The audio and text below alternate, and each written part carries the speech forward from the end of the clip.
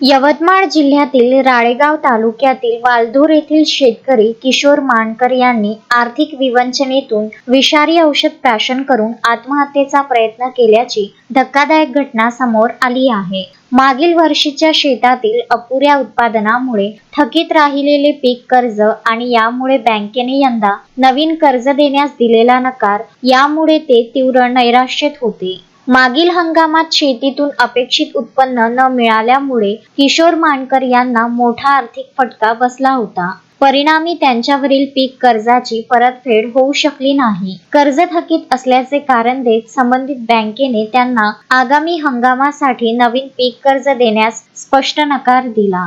यातच कर्जमाफीचा लाभही मिळाला नसल्याने आणि ऐन हंगामात दुबार पेरणीचे संकट ओढावल्याने बियाणे, खते व औषधांचा खर्च कसा करावा या विवंचनेतून त्यांनी शेतातच फवारणीचे विषारी औषध प्राशन केले। घटनेची माहिती मिळताच परिसरातील ग्रामस्थांनी तत्परता दाखवत किशोर मानकर यांना तातडीने उपचारासाठी सेवाग्राम येथील कस्तुरबा रुग्णालयात दाखल केले। वेळेवर वैद्यकीय उपचार मिळाल्यामुळे त्यांचा जीव वाचला असून सध्या त्यांची प्रकृती स्थिर असल्याची माहिती मिळत आहे। Vidarbha news bureau, Yavatmal.